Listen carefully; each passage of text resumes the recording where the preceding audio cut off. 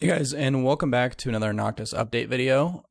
It's been a while since I made one of these, so I just want to go through like point by point, since people were sort of confused about what was updated with the game and why. So I figured would be an easier format for me to do at least, so I could just sit here and look at the notes and talk about why we did the things we did. So without any further ado, the updates that we've done since I've made videos, the first update was on August 21st. So basically, on all of our maps, we filled them with more chests, more diamonds, enchantment tables, anvils, etc.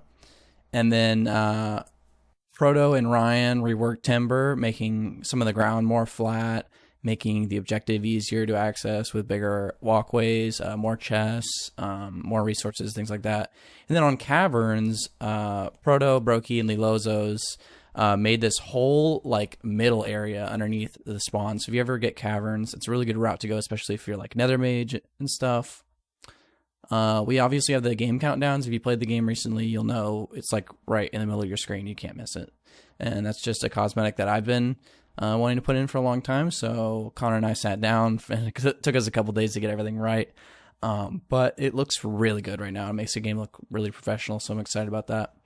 Reward summary, if you guys didn't notice, at the end of the game, you'll get like an itemized list of like what you've done and then how much that has rewarded you. So that's the reward summary there. It looks really clean. Connor did a great job on that.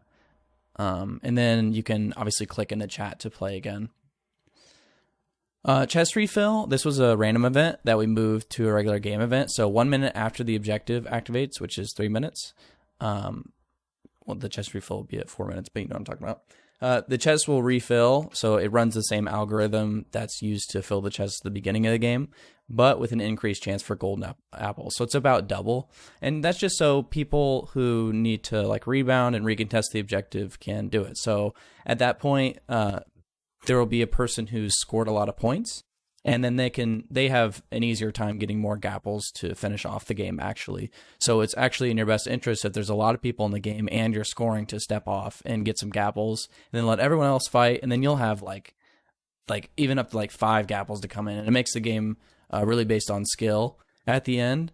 And some people might argue it's stall, but there's a lot of movement abilities in this game, so it's kind of hard to it's really hard to stall and run away. You'll notice that if you play Noctis for a while, that you don't have similar problems in other Minecraft games where 2 players will have the same movement ability, like movement speed, and you won't ever be able to catch up to each other. Like you can always use Robin Hood's Lunge, Bomber, Enderman. I mean, the list goes on, and we're going to add more movement classes in the future. That's one of our like a trademark things about our game. Not trademark, but I would say like just a really important feature in our game is the ability to move around quickly. Juggernaut used to be an event where everyone would get like 5 more hearts and perma regen, and that was a big problem with like stalling because you didn't have to sacrifice anything to stall. Right, when you eat a gapple, you have to sit there and eat it. When you sit in a captain's boat, you have to sit down. But with Juggernaut, you could just like run away and regen, and we didn't really like that. So now, basically, what it does is it picks 1 or 2 players, depending on the player count. I think at 9 players, it'll pick 2, so it's at minimum 2v7. And then for 1 person, it will be a 1 versus 7, which is fair considering what we saw. As a Juggernaut, you're going to get warped to the middle. You're going to be given strength, slowness, regeneration, and you'll basically be able to 2 or 3 shot people. So you have to use your teammates, or we call those the normal players who didn't get picked as Juggernaut, and team up on those people. We've seen a lot of people confused about that, so we want to add more indicators in the future, but just letting you know, at the random event, you could have the chance to be put into a team-based game. Red versus Blue is our flagship. Oh, that was the word I was looking for earlier, flagship. Team-based game. So basically, when the game, after the random event, it'll wait till there's an even number of players, as long as there's 4 left. And you'll have red team and you'll have blue team. And then you get this little prismarine crystal that's called a teleportation device. And you can use that to teleport to your teammates. And it makes it easier to group up. The way that we balanced it is that so you click on it, and then 4 seconds, there's like a 4-second cast time in which you cannot take any damage. So if you do take damage, it'll cancel your teleport, but you can still retry it. We added a new random event. It's called Speed Up. We released it with speed 4, but later I'll show you we changed it to speed 3, and people seem to like speed 3 a lot more. I haven't heard any complaints about it since we've changed it, so that's really good. Then moving on to our August 23rd patch, we changed some things with Juggernaut, so it was unfair to the normal players where they could do like, it'd be like a 1v3, because obviously the Juggernaut is a lot better than the other players. We buffed Clown a little bit, decreased the cooldown, increased the egg count, and I think it's a little bit more fun to play that way. So Cryomancer also got an abilities buff. You can deal slowness regardless of your Snow Golem's life. Before, you had to have the Snow Golem spawned in before it. You got the slowness effect. But we found that sort of confused people, so we just made it so that if you're the class and you throw the snowball, then you'll get that slowness debuff upon landing the snowball. We lowered the cooldown, and we made it so you can farm more powered snowballs. If you didn't know, with Cryomancer, you have a 2% chance to farm powered snowballs. So that's cool, and it's a little bit harder to kill the Snow Golem now. The Snow Golems in our game don't throw snowballs, so that's why they're high HP. After that, we added Ruins and Contra. Ruins is by Larsnos, or Larsnoso. He has a lot of names. There's a lot of people in the community named Lars, but he's our builder. He's Builder Lars. He makes a lot of great maps, and he's actually working on a new one. It's really beautiful. It's a Japanese theme map. I don't mean to leak, but it's really good.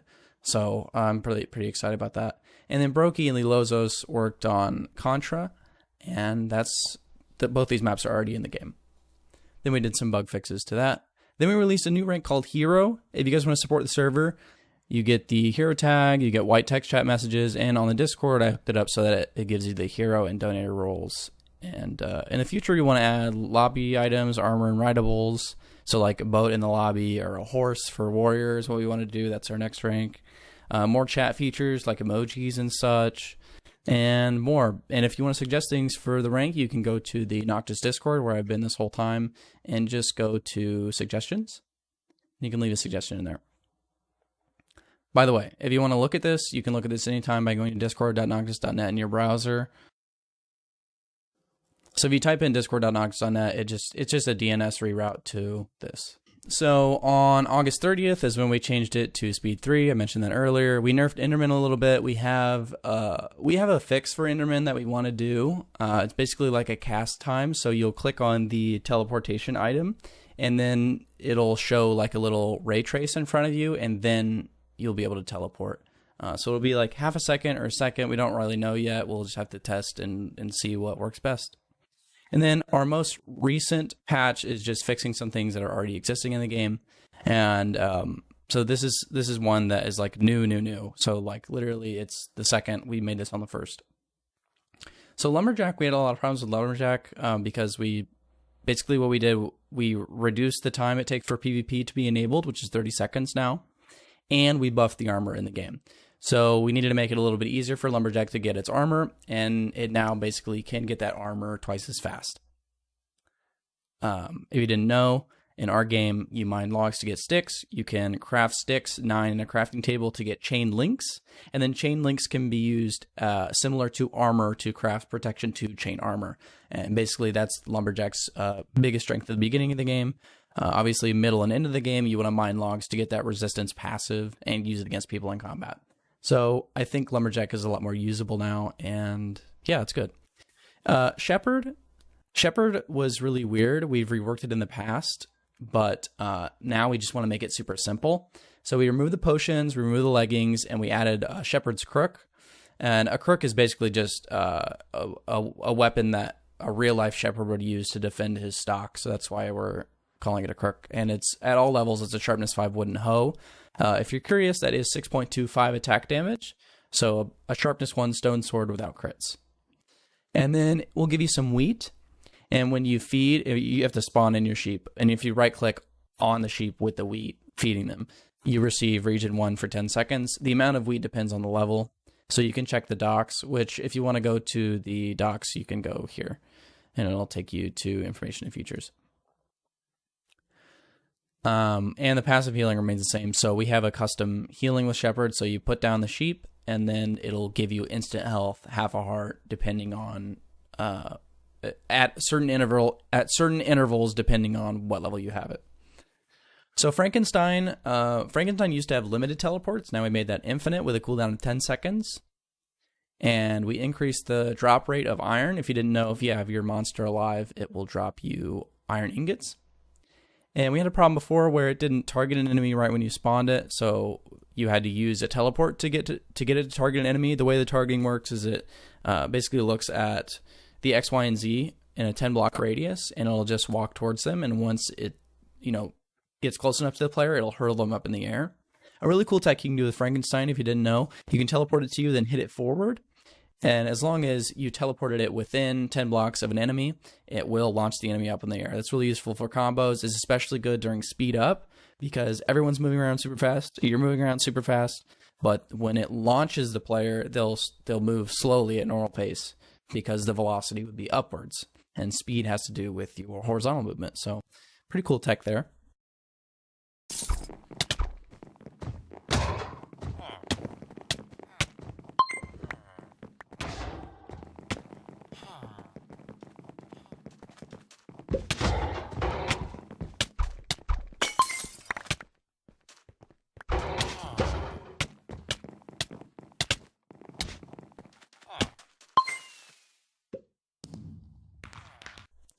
You're also notified when your monster has died, and it'll remove the poppy from your inventory, and we increase the health to make it a little bit easier to do that tech I just referred to. So Captain, we wanted it to be a little bit more fun, so now you can move faster in the water, and we increase the boat quantity. And the reason that we don't think that this is broken is because you can only have one boat spawn at a time, so when you use your boat, you're done with it, you want to break it, and then be able to do it again. Otherwise, if you keep your boat alive, someone else can guard your boat and prevent you from spawning in another one. That's why we don't think the quantity is necessarily broken. But we're always willing to change our minds, to change our ideas, and nerf and buff things when needed. Obviously, that's always our philosophy. We're always willing to change numbers in the game. I mean, they're just numbers. We're not tied to them, and we're not too lazy to change them. So we also removed the leggings, and the protection has been placed by respiration.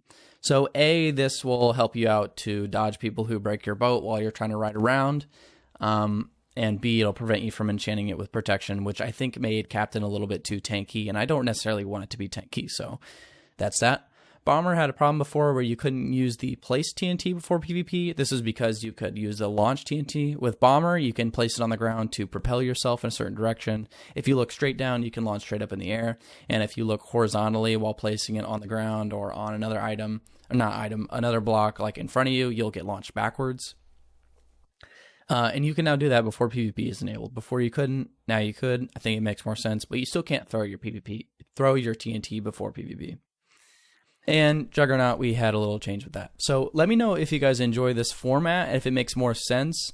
I know running around in the game is cool and all, but I think this will get my points across a little bit more. And yeah, you can play with us at play.noctas.net. I appreciate you guys watching, and I will see you guys next time.